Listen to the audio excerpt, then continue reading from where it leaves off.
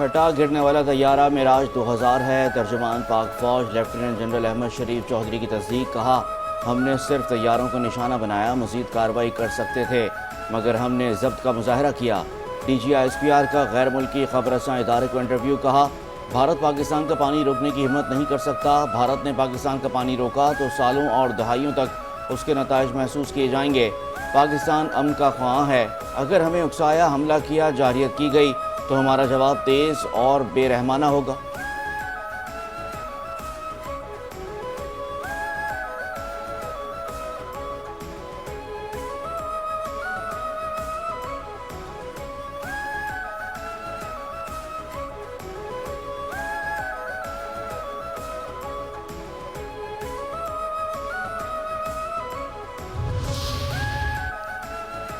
پاکستان نے حملے کی پیشگی اطلاع کا بھارتی دعویٰ مسترد کر دیا۔ نائب وزیر اعظم اور وزیر خارجہ اسحاق ڈار کہتے ہیں کہ مجھے نہیں پتا بھارتی وزیر خارجہ جے شنکر نے حملے کی پیشگی اطلاع کسے دی۔ بھارت آج تک پہلگام واقعے کا ثبوت دینے میں ناکام ہے۔ اس کا سارا بیانیہ جھوٹ پر مبنی ہے۔ حد تو یہ ہے کہ پاکستان نے F-16 بھارت سے کشیدگی کے دوران اڑایا ہی نہیں اور بھارت نے F-16 مار گرانے کا دعویٰ کر دیا۔ سیز فائر پر عمل درآمد ہو رہا ہے۔ بھارت نے دوبارہ کوئی ایڈونچر کیا تو بھرپور جواب دیا جائے گا۔ پہلگام واقعے کے پہلے ہی روز سے عالمی سطح پر ہمارا پلڑا بھاری ہے، پھر بھی ہم نے غیر جانبدارانہ تحقیقات کا مطالبہ کیا۔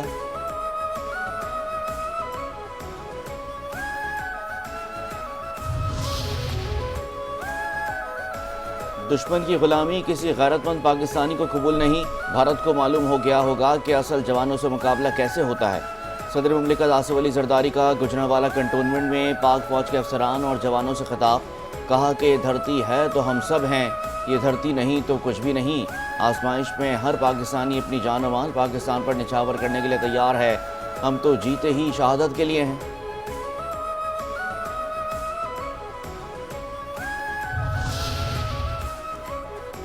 بھارت نے پہلگام فالس فلیگ آپریشن کے جھوٹ کا سہارا لے کر پاکستان کے خلاف کھلی جارحیت کا ارتکاب کیا۔ ذرائع کے مطابق بھارت نہ صرف پاکستان کے خلاف جارحیت کی بلکہ نہتے معصوم شہریوں کو ہدف بنا کر جنگی جرائم بھی کیے۔ بھارتی فضائیہ کے ایئر مارشل A.K. بھارتی نے خود اعتراف کیا کہ اگر کوئی سویلینز مارے بھی گئے ہیں تو ان کا گننا ہمارا کام نہیں۔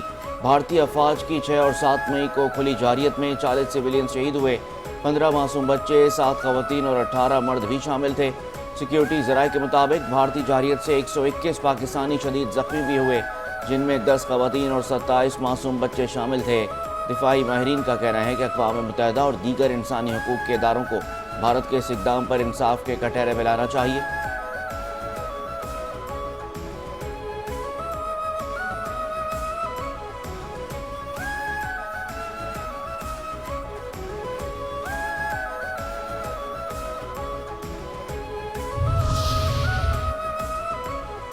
مسئلہ کشمیر پاکستان اور بھارت میں ایٹمی جنگ کا سبب بن سکتا ہے۔ برطانوی پارلیمنٹ کی 42 صفحات پر مشتمل تحقیقی رپورٹ جاری کر دی گئی۔ کشیدگی کی وجہ مقبوضہ کشمیر قرار۔ رپورٹ کے مطابق بھارت مسئلہ کشمیر کے دو طرفہ حل پر بضد ہے اور پاکستان بین الاقوامی مداخلت سے مسئلہ کشمیر کے حل کا خواہش مند ہے۔ بھارت نے مقبوضہ کشمیر میں ہونے والے ایک مشکوک واقعے کو بنیاد بنا کر پاکستان کے خلاف فوجی کارروائیوں کا آغاز کیا۔ بھارت کا طرز عمل علاقائی امن کے لیے شدید خطرہ ہے۔ پاکستان نے انتہائی ذمہ داری، ضبط اور بین الاقوامی قوانین کے دائرے میں رہتے ہوئے اپنا دفاع کیا، جبکہ بھارت کی جانب سے طاقت، دھمکی اور الزام تراشی کا سہارا لیا گیا۔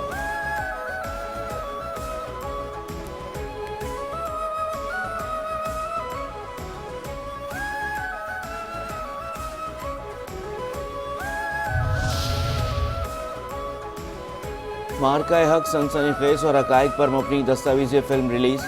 مارکہ حق 27 منٹ اور 51 سیکنڈ کی جامع اور معلوماتی دستاویزی فلم ہے جو مستند حقائق پر مبنی ہے۔ فلم میں ہندوستان کے پہلگام فالس فلیگ آپریشن کو بے نقاب کیا گیا، پاکستان کی جرأت مندانہ عسکری کارروائی، مارکہ حق کی جھلک بھی پیش کرتی ہے۔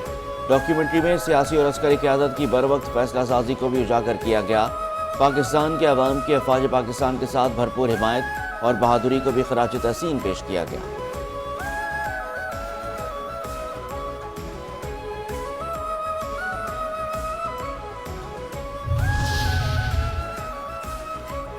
مسلح افواج نے بھارتی جارحیت کا منہ توڑ جواب دیا ہے۔ عوام افواج پاکستان کی شانہ بشانہ ہیں۔ وزیر اطلاعات عطا اللہ تارڑ کا اظہار تشکر ریلی سے خطاب، کہتے ہیں کہ پاک فضائیہ نے دشمن کے 6 جنگی طیارے مار گرائے۔ افواج پاکستان نے بہادری سے دشمن کے حملے کو پسپا کیا۔ تاریخی جواب پر دشمن سفید جھنڈا لہرانے پر مجبور ہوا۔ افواج پاکستان نے دلیری سے دشمن کے ناپاک عزائم خاک میں ملا دیے۔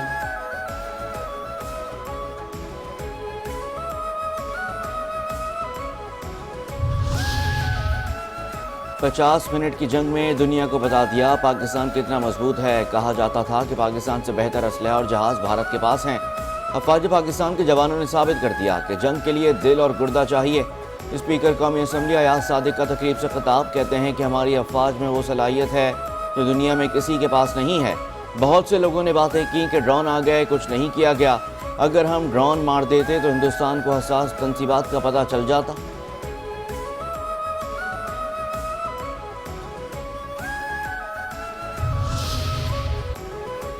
دشمن اب کسی بھی مس ایڈونچر سے قبل 100 بار سوچے گا۔ وفاقی وزیر داخلہ محسن نقوی کا گوجرانوالہ میں مرکز مصطفیٰ کا دورہ۔ مرکز کے مختلف سیکشن دیکھے۔ سرپرست اعلیٰ مولانا محمد رضا ثاقب مصطفی سے ملاقات کی۔ محسن نقوی نے دین اسلام کی خدمت میں مرکز مصطفیٰ کے مثالی کردار کو سراہا اور مرکز کے طلباء کے مثبت کردار کی تعریف کی۔ کہا کہ کشیدہ صورتحال میں پاکستانی قوم کندن بن کر نکلی ہے۔ طاقتور دشمن کو پاکستانی قوم نے آہنی یکجہتی سے عبرتناک شکست دی ہے۔ مولانا محمد رضا ثاقب مصطفی نے کہا کہ پاکستانی قوم دندان شکن جواب چاہتی تھی جو ہماری بہادر افواج نے دیا ہے۔ قوم نے مثالی جرأت اور بے خوفی کا مظاہرہ کیا۔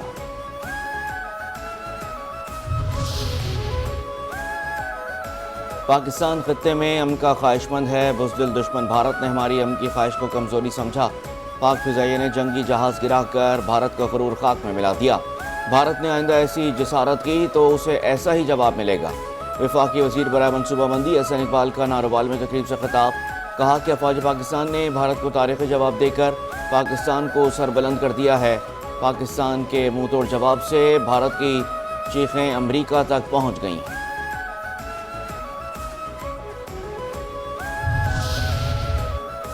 پاکستان کو بڑی سفارتی کامیابی ملی۔ بھارت کا اس خطے کی ٹھیکیداری کا منصوبہ زمین بوس ہو گیا۔ ڈاکٹر خالد مقبول صدیقی کا کراچی آرٹس کونسل میں تقریب سے خطاب، کہا مودی نے سیکولر اسٹیٹ کو مذہبی جنونی ریاست بنا دیا ہے۔ اگر جنگ ہوئی تو ہندوستان کا نقشہ بدل سکتا ہے۔ ہم اسلحے سے نہیں حوصلوں سے لڑتے ہیں۔ کمال جہازوں کا نہیں، جذبہ ایمانی سے بیٹھے پائلٹس کا ہے۔ امریکہ کو کہنا پڑا پاکستان اور بھارت کو مسئلہ کشمیر کے حل کے لیے بیٹھنا ہوگا۔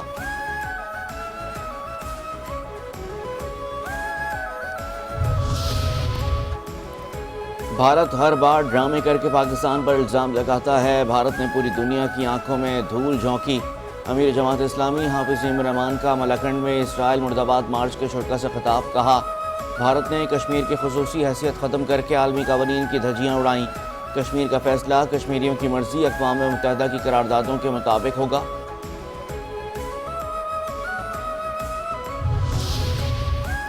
جس کمپنی نے بھارت کو جہاز دیے وہ کہہ رہے ہیں کہ پائلٹ پاک فضائیہ کا تربیت یافتہ ہونا چاہیے۔ گورنر سندھ کامران خان ٹیسوری کہتے ہیں کہ ہماری فوج نے جو تھپڑ رسید کیا وہ پوری دنیا نے دیکھا۔ ہمارے زخمی جوانوں کے چہروں پر مسکراہٹ ہے۔ ہمارے زخمی جوانوں کو غم ہے کہ وہ شہید کیوں نہیں ہو گئے۔ آج پاکستان کے پاسپورٹ اور پاکستانیوں کی عزت میں کئی گنا اضافہ ہو گیا ہے۔ پاکستان اور ہماری قوم کا ہر شخص IMF کے قرضے سے آزاد ہوگا۔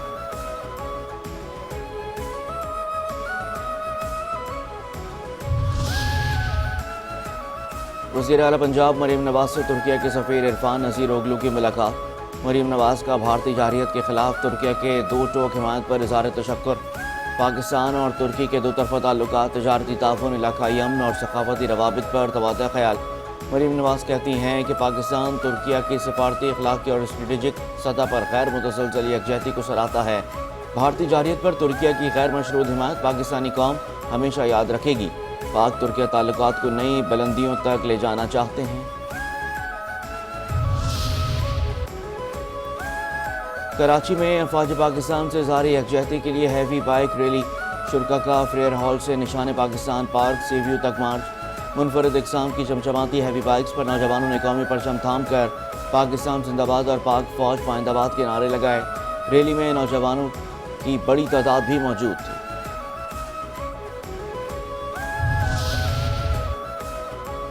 بھارتی جارحیت کے جواب میں پاکستان کے منہ توڑ جواب نے بھارتی میڈیا کو بدحواس کر دیا ہے۔ میڈیا بھارتی مسلمانوں سے پاکستان مخالف نعرے لگوانے کے لیے بزد۔ بھارتی میڈیا کی کوششوں کے باوجود بھارتی بزرگ مسلمان نے پاکستان مخالف نعرہ لگانے سے انکار کر دیا۔ بزرگ نے بھارت کے حق میں نعرہ لگانے سے بھی انکار کر دیا۔ سیاسی تجزیہ کاروں کا کہنا ہے کہ بھارتی مسلمانوں سے پاکستان مخالف نعرہ لگوانے کے پیچھے مودی کی ہزیمت کو چھپانا ہے۔ بھارتی میڈیا اور انتہا پسند ہندوؤں کا مسلمانوں سے یہ رویہ دو قومی نظریے کو سچا ثابت کر رہا ہے۔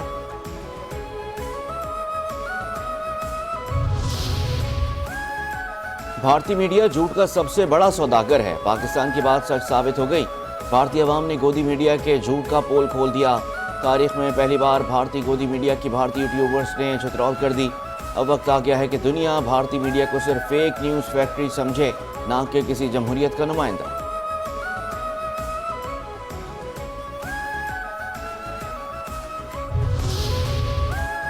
وفاقی وزیر خزانہ محمد اورنگزیب، اویس لغاری، علی پرویز اور رانا ثناءاللہ کی گورنر ہاؤس میں ایم کیو ایم کے وفد سے ملاقات۔ بجٹ سفارشات اور کراچی کے تاجروں کے مسائل پر بات چیت۔ ایم کیو ایم نے سفارشات پیش کر دیں۔ شہری علاقوں کے لیے ترقیاتی پیکیج اور پانی کے مسائل سمیت دیگر ترقیاتی منصوبوں پر بھی گفتگو۔ کامران ٹیسوری کہتے ہیں کہ وزیر اعظم نے پاکستان کا سر فخر سے بلند کیا۔ وفاقی وزیر خزانہ نے آئی ایم ایف کے سامنے پاکستان کا مقدمہ لڑا۔ رانا ثناءاللہ نے کہا، پاکستان معاشی بحران سے نکل آیا ہے، آنے والے بجٹ میں عوام کے لیے خوشخبریاں ہوں گی۔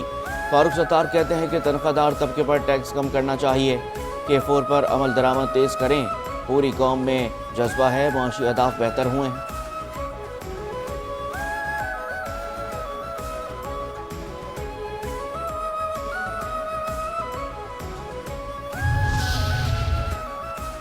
وزیر اعلیٰ سندھ سید مراد علی شاہ سے وفاقی وزراء کی ملاقات۔ بھارتی جارحیت کے خلاف فتح پر ایک دوسرے کو مبارکباد۔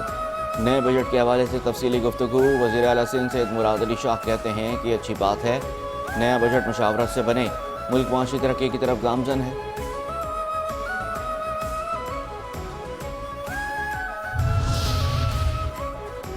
پاکستان اور آئی ایم ایف کے درمیان تکنیکی مذاکرات مکمل۔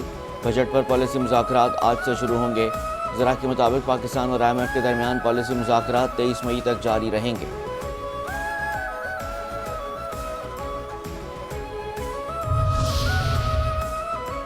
وفاق بجٹ سے پہلے ضم شدہ اضلاع کے فنڈز منتقل کرے۔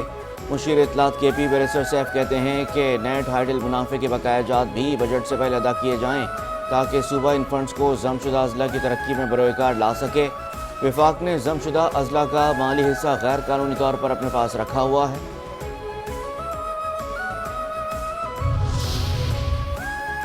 حکومت سندھ کا چین کے تعاون سے منی ٹرک اسمبلنگ لائن کراچی میں قائم کرنے کا اعلان۔ چینی سرمایہ کاروں نے کراچی میں پلانٹ لگانے پر رضامندی ظاہر کر دی۔ چین کے شہر میں سپر منی ٹرک کی تقریب رونمائی سندھ کے سینئر وزیر شرجیل اینا میمن اور صوبائی وزیر سید ناصر حسین شاہ کی شرکت۔ شرجیل میمن نے خطاب میں کہا، سپر منی ٹرک منصوبہ پاک چین صنعتی اشتراک اور تکنیکی تعاون کی شاندار مثال ہے جو دونوں ممالک کے لیے ترقی اور خوشحالی کے نئے دروازے کھولے گا۔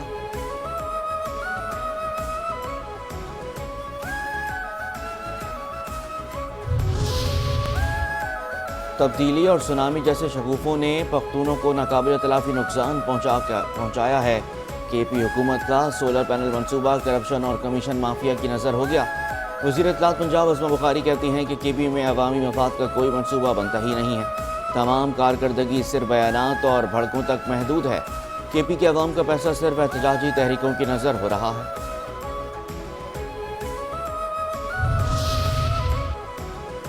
کراچی میں چوروں نے بڑی عید سے پہلے بڑی کارروائیاں شروع کر دیں۔ چوری کے ایسے حربے استعمال کیے کہ منٹوں میں لاکھوں کی گاڑی لے اڑے۔ کراچی کے علاقے گارڈن شو مارکیٹ میں چور نے وائرنگ کھول کر گاڑی سٹارٹ کی، ساتھ ہی چور حفاظت کے لیے نگرانی کرتا رہا۔ سی سی ٹی وی میں دیکھا جا سکتا ہے کہ چوروں نے گاڑی کا دروازہ ڈپلیکیٹ چابی سے کھولا اور گاڑی کی وائرنگ ڈائریکٹ کی اور بآسانی لے کر فرار ہو گئے۔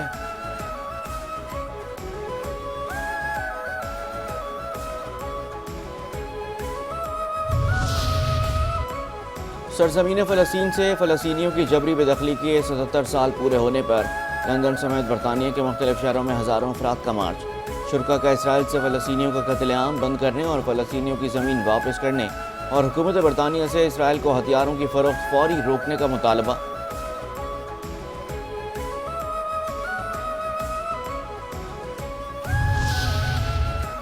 پاکستان سپر لیگ سیزن 10 کے 29ویں میچ میں لاہور قلندرز نے پشاور زلمی کو ہرا کر ایونٹ سے باہر کر دیا۔ لاہور قلندرز نے پشاور زلمی کو 26 رن سے شکست دے کر آخری 4 ٹیموں میں جگہ بنا لی۔ پشاور زلمی کی ٹیم 150 رنز ہدف کے تعاقب میں 123 رنز بنا سکی۔ ڈینیل سمس 26، احمد دانیال 17، بابر اعظم 16 رنز بنا سکے۔ لاہور قلندرز کے سلمان مرزا نے 31 رنز دے کر 4 وکٹیں حاصل کی۔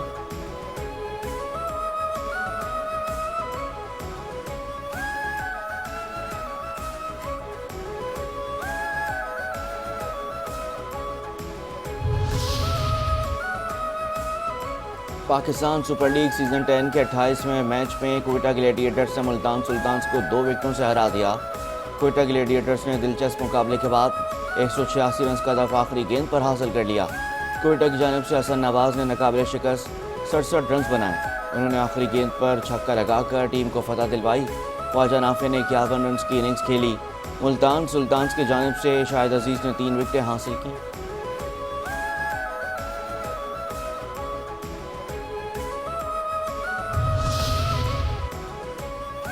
اور predator the killer of killers captain Rahi, ایک سابق خفیہ فوجی جو شکاریوں کا واحد زندہ بچ جانے والا گواہ ہے، سرکاری طور پر مردہ قرار دیا گیا مگر خفیہ طور پر شکاریوں کا پیچھا کر رہا ہے۔ خاموش، بے رحم اور اپنے شکار کو ساہی کی طرح گھیرنے والا ماہر ٹریکر اب وہ واپس آ گیا ہے، ایک ہی مقصد کے ساتھ، شکاری کو شکار بنانا۔ فلم 5 جون کو سینما گھروں کی زینت بنے گی۔